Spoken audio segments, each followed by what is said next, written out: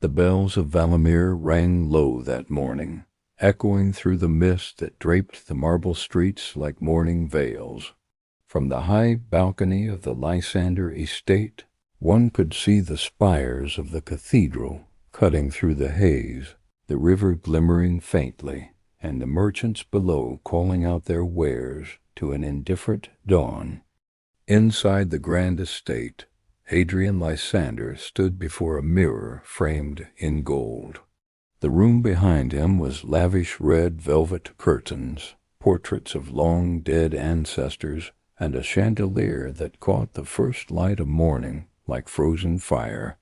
His valet adjusted the collar of his embroidered coat, but Adrian's eyes were fixed on his reflection. The man who stared back was every inch a noble, handsome, poised, and certain of his place in the world. Yet there was a restlessness in him, a kind of hunger that no wealth could fill. The night before had been one of glitter and sin. The governor's ball still lingered in his memory, the music, the perfume, the laughter that rose like smoke. He remembered the women, how easily they drifted toward him, drawn by his charm, his name, his reputation. He had danced with one until midnight, whispered to another until she blushed, and disappeared with a third before the candles burned low. There was one moment he recalled with cruel amusement, leaning lazily against a marble pillar as the daughter of a nobleman approached him, all silk and confidence. Her eyes sparkled with expectation as he toyed with the ribbon of her gown. She had thought herself special chosen, but even as she spoke, his gaze had already wandered toward another woman across the hall. Adrian loved the chase, not the catch. His heart, if he had one, belonged only to the thrill of being desired.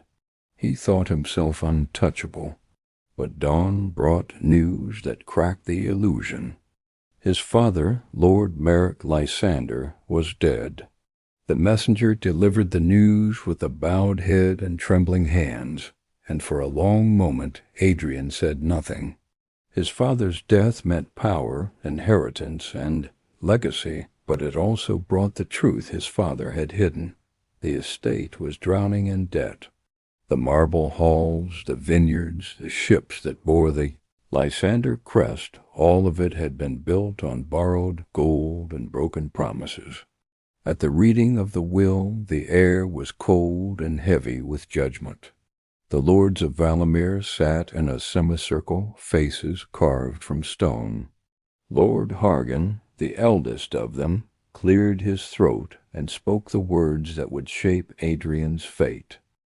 Adrian Lysander would inherit his father's title and estate only if he agreed to marry Lady Evelyn Thorne, the daughter of a wealthy merchant family. The condition felt like humiliation wrapped in law. To marry for money, not love? To bind himself to a woman he scarcely remembered? It was an insult to his pride. He remembered her faintly, a quiet girl seen once at a midsummer banquet years ago. Ballroom had been a whirl of gold light and chatter. Evelyn had stood at the edges, wearing a simple blue gown that did not sparkle like the others. Her smile had been small, hesitant. Two noble women had passed her by, whispering cruelly behind their fans. "She tries too hard," one had sneered. "Kindness doesn't make you beautiful." "She looks like a baker's wife," said the other, giggling. Evelyn had heard them. Her smile trembled, but she did not respond. Instead, she turned her gaze toward the windows, where the moonlight pooled softly on the marble floor. When Adrian's glance had crossed hers, she looked away not out of shame, but quiet dignity. He had forgotten her the moment she turned. Now she was his price for survival. The problem was he could not refuse. She needed a husband and he needed a heiress. Their wedding day came on a gray winter morning. The church was small, the guests fewer than expected. The air smelled faintly of rain and cold stone. Evelyn arrived in a modest carriage, her veil fluttering like a sigh in the wind. She looked pale, her hands trembling as she held her bouquet. Adrian stood beside her, handsome and unreadable, his jaw set like marble. As the priest bound their hands with the ceremonial ribbon, Evelyn lifted her eyes to him, searching for warmth, for anything, but his gaze never met hers. When their vows were done, he released her hand as though the touch burned him. At the reception, laughter was forced. Some guests offered polite smiles, others whispered, behind cups of wine. "She bought her title," someone said. "He sold his heart." Evelyn heard every word. She smiled faintly, even as her throat tightened. That night she waited for him in the bridal chamber, the candlelight soft on her face. Hours passed, but the door never opened. She sat by the window until the wick burned to ash. The night outside was full of snow, falling softly, quietly like unspoken sorrow. In the weeks that followed, the manor became a hollow echo. Adrian buried himself in affairs of the estate, meetings, numbers, accounts. But when dusk came, he vanished into town, into places filled with laughter that wasn't his wife's. Once she waited for him in the tea-room. A tray of tea sat on the table untouched. He came, and past midnight, his coat dusted with city perfume. She rose to greet him, her heart leaping like a caged bird, but he only nodded, eyes weary, and passed her without a word. Whispers began among the servants. "The lord and lady live in separate worlds," they said. Evelyn heard them, but never corrected them. She endured it all in silence. When loneliness became too heavy, she turned to small kindnesses. She spent time in the kitchens, helping the cook knead bread, laughing softly with the maids, learning their names. Once she gave her pearl necklace to a servant whose mother was ill. "It's only a trinket," she said. "Hearts are worth more than jewels." Still, at night she would walk the empty halls, her footsteps echoing faintly against marble. Sometimes she stopped by his study door, hearing voices, laughter, another woman's laughter. She would stand there for a moment, then walk away before her tears fell. 2 years into their marriage, Adrian announced he was leaving for the southern provinces to expand trade. He kissed her hand politely and left before dawn. She stood at the gate as his carriage rolled away, his figure shrinking into the mist until it disappeared. The gates of the estate remained closed behind him for 4 long years. The first winter after Adrian's departure was cruel. The estate lay silent under sheets of frost, and the once grand halls seemed to echo her solitude. At first Evelyn moved through the days like a ghost. She ate little, spoke less. The servants pitied her, whispering in corners that the young mistress would wither before spring. But grief, she discovered, is a strange thing. When endured long enough, it burns itself into clarity. One morning, while wandering through the rear gardens, Evelyn came upon a forgotten corner of the estate, an overgrown maze of thorns and ivy that had once been her late mother-in-law's garden. The fountain lay cracked, dry, its cherub faces darkened with moss. The air smelled of earth and neglect. Something in her stirred. "This," she whispered, kneeling to touch the brittle vines, "this is what I've become." That afternoon she summoned the head gardener, an elderly man named Corwin. "Teach me," she said simply. "Teach me to bring this back to life." He blinked, startled. "My lady, your hands are not meant for soil." "Then they will learn," she replied. And so they did. Days turned into weeks. Her palms blistered, her gowns grew stained with earth, but she felt, for the first time, alive. Each morning she rose before the servants, her hair unpinned, her sleeves rolled. She pruned, weeded, watered, and whispered to the seedlings as though they could hear her. The garden responded, slowly, shyly at first, then in bursts of color. When the first buds appeared, Evelyn wept. Her laughter began returning to the halls, soft, hesitant, but real. She opened the kitchens to the village children on market days, teaching them to knead bread, gifting them flowers wrapped in paper. The servants adored her, calling her the Lady of Blossoms. As the years passed, her name began to drift beyond the manor walls. People in Valamir spoke of her generosity, her kindness. Some said her garden had healing properties. Others claimed she had been blessed by heaven itself. But for Evelyn it was not miracles, only work, faith, and forgiveness growing side by side. It was in her 4th year alone that a new visitor came to the estate. His name was Lord Rowan Ardent, a widower from the neighboring province, recently moved to Valamir to manage his late wife's vineyards. He had heard whispers of the lady who had turned a dying estate into a paradise of blooms, and came one morning bearing a bouquet of wild lily. Evelyn received him kindly. He was gentle, soft-spoken, and unlike the men of the court, unafraid of silence. They began to speak often, first of flowers, then of life. Rowan would visit the garden on quiet afternoons, helping her carry water jugs or trim vines. In time, their friendship deepened. There were moments, brief, unspoken, when his gaze lingered on her a moment too long, or when her laughter faltered under his. Once, as they walked through the garden at dusk, he stopped to say, "You have a way of bringing peace wherever you stand, my lady."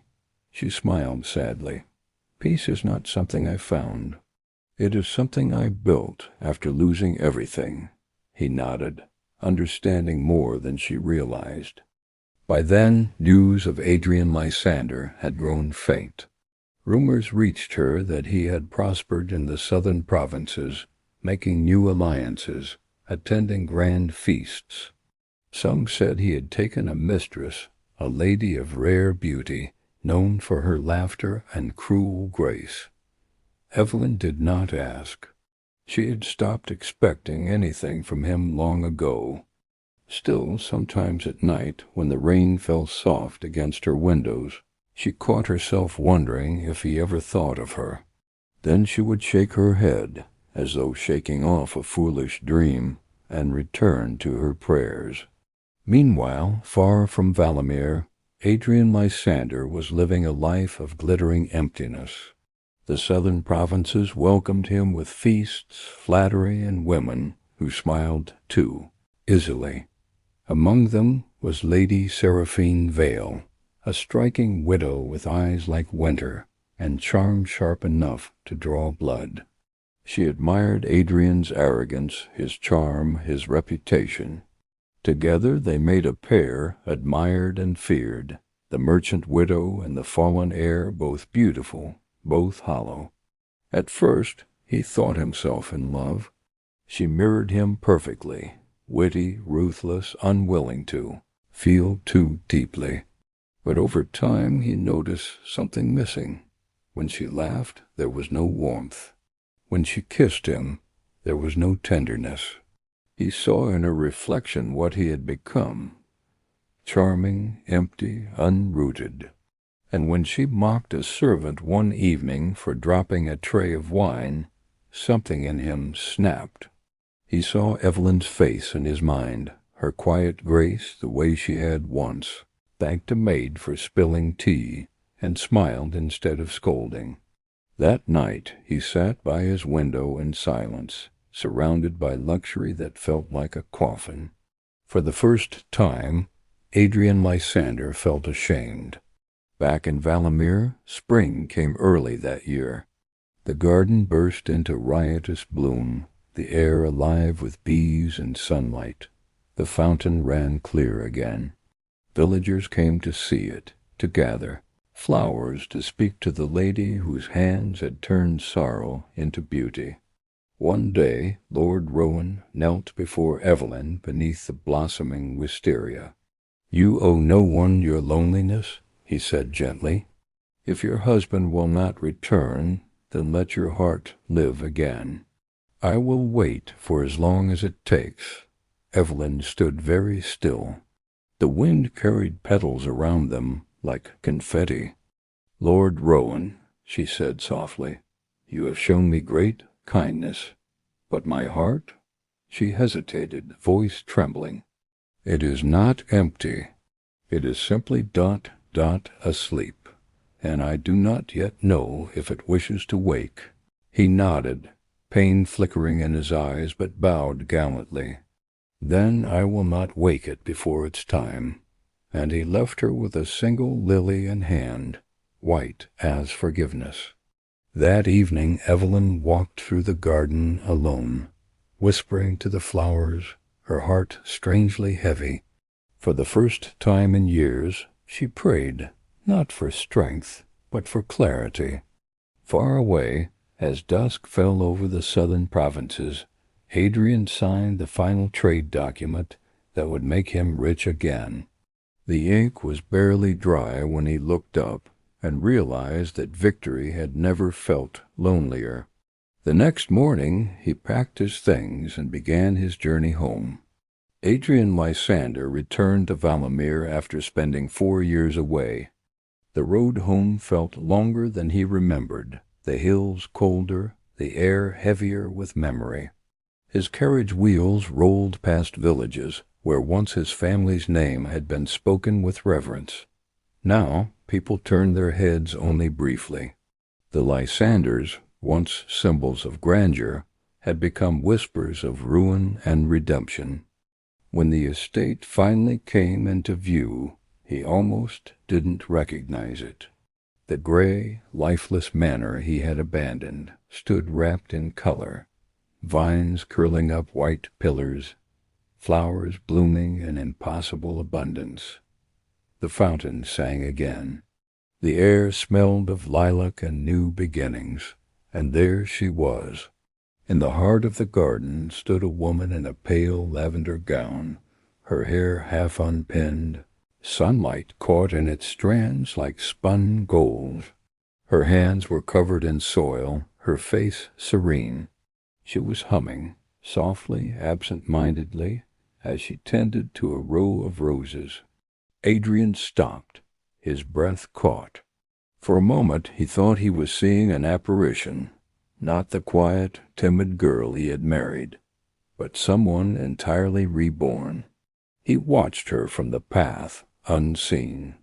The way she moved, the lightness in her steps, the calm certainty in her eyes, it all spoke of a peace he had never known. A peace that had nothing to do with him. That realization struck harder than any loss. When she finally turned and saw him, she didn't gasp or cry. She simply straightened, her lips parting in quiet surprise. "Lord Lysander," she said, her voice steady, formal.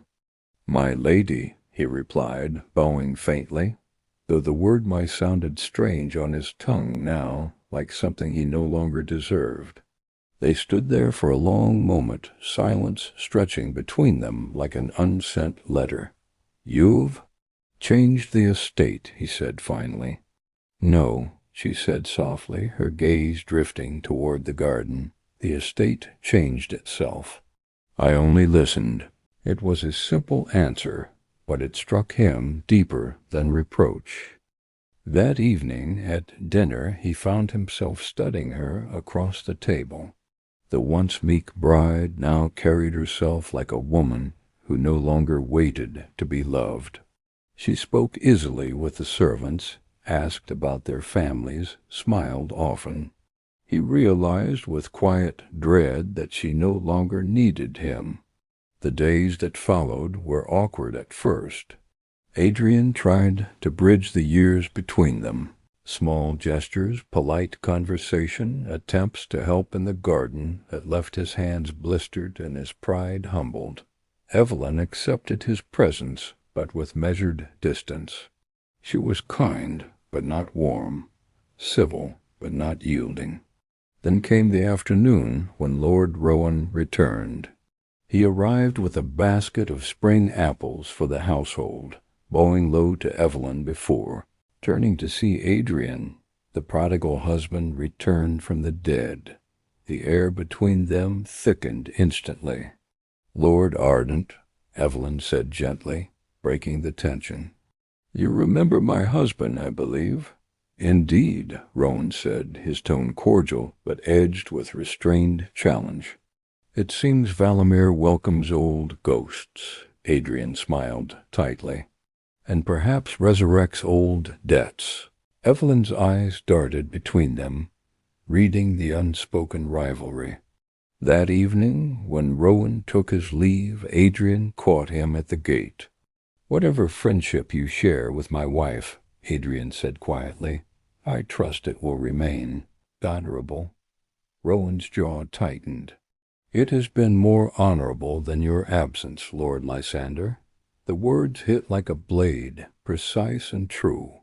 For the first time, Adrian understood jealousy, not the possessive kind born of vanity, but the helpless ache of realizing another man had cherished what he had thrown away. Days passed.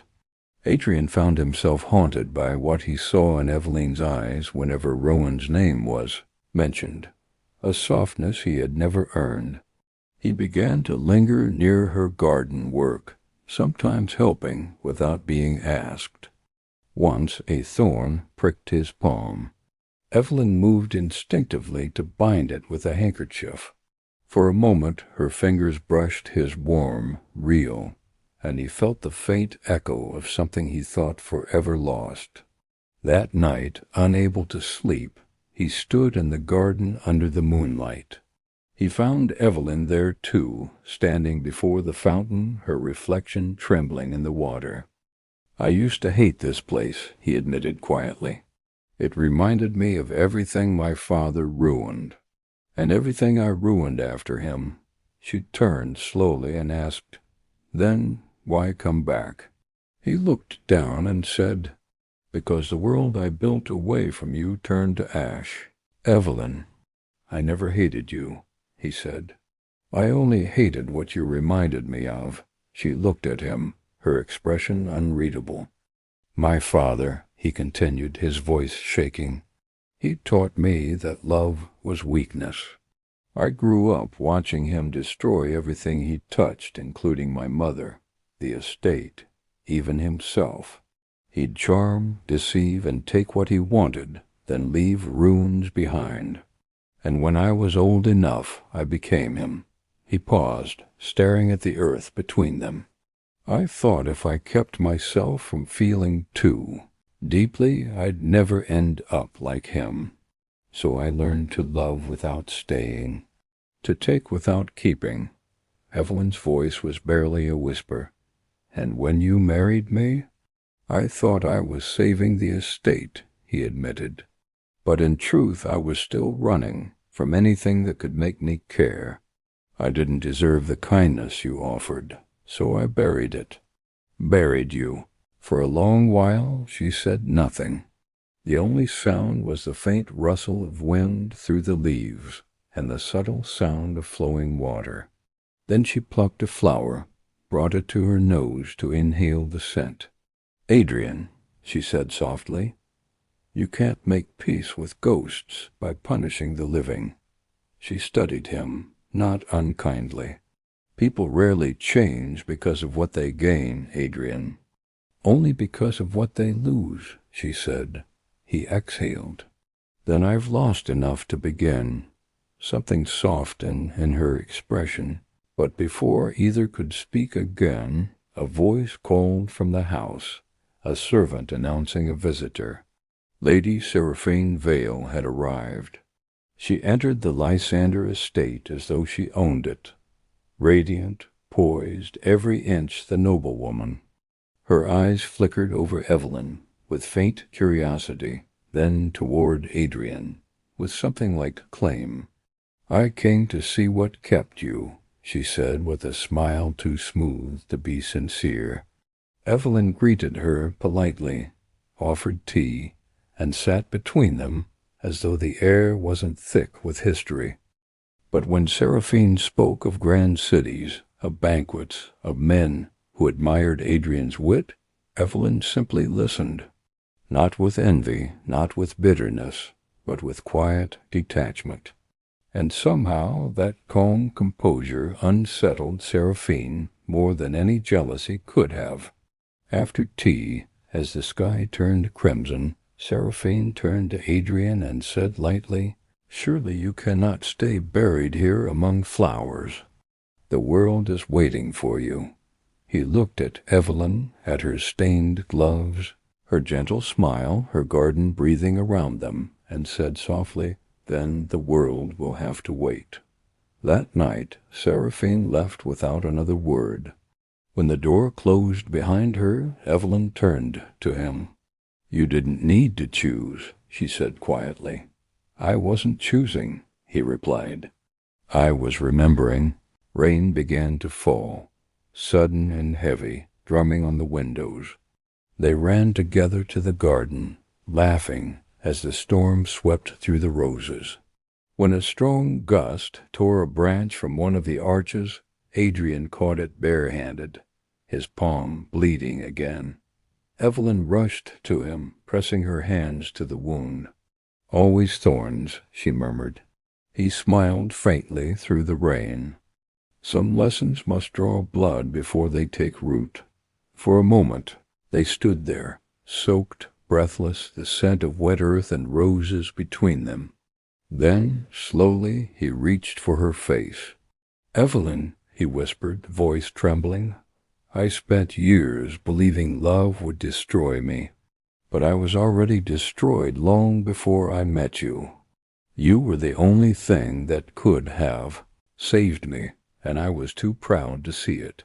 Her eyes shimmered with tears, but her voice was steady. "You can't undo the past, Adrian." "No," he said, "but I can choose how I live the rest of it." And before she could answer, he kissed her, not the reckless kind of youth, but a kiss that trembled with repentance and quiet awe. The rain washed away the years between them. After that night, the walls of the Lysander estate began to fill with laughter again. Adrian and Evelyn walked together through the garden at dawn, shared tea in the mornings, and sometimes, in the hush of twilight, simply sat in silence, the kind that felt like peace. Lord Roane still visited from time to time. He remained her friend, respectful and kind, though his eyes told of love unspoken. Adrian thanked him once, privately. "You cared for her when I did not. For that I owe you more than I can repay." Rowan only smiled sadly. "Then don't repay it. Just never forget what she deserves." Years later, when Evelyn bore their first child, a daughter with her mother's calm eyes, Adrian planted a tree in the center of the garden. They called it the Tree of Beginning. Every spring its blossoms filled the air with pale pink petals that drifted like blessings. The villagers came to see it, to tell their children the story of the Lady of Blossoms, and the Lord who found redemption at her feet. And sometimes, in the golden light of morning, Adrian would look at Evelyn and whisper, "You were never the woman I had to marry. You were the woman I was sent to find." And she would smile, the same soft smile that once trembled under ridicule, now radiant with quiet triumph. The plain bride was no longer a name whispered in pity. She became a legend, not of sorrow, but of grace. And the man who once thought himself untouchable became the gardener of his own rebirth, forever tending the heart that had saved his soul. If this story touched your heart, Don't forget to like, share, and subscribe for more stories that remind us what it means to love, lose, and begin again.